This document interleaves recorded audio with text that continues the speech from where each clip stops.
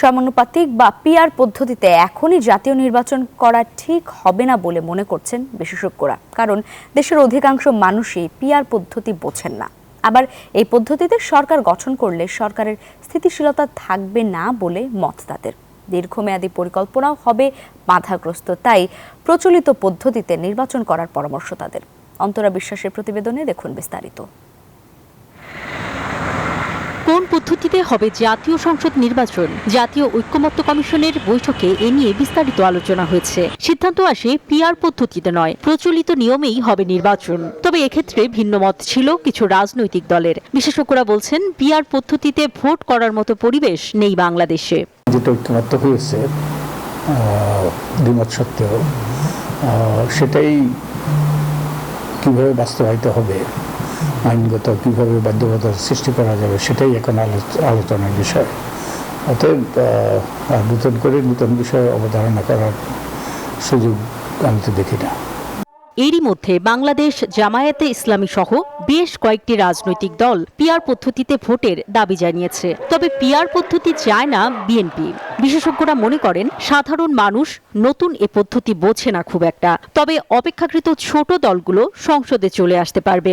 BNP PR পদ্ধতি চায় না। একদম সাধারণত হচ্ছে যে আপনি যদি সরকার গঠন করতে চান তাহলে আপনার 50%-এর বেশি ভোট পেতে হবে, এবং বিএনপির কাছে তো 50%-এর বেশি ভোট নেই।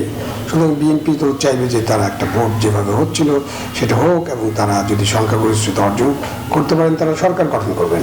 তো সরকার গঠনের রিস্ক বিএনপি কেন নেবে?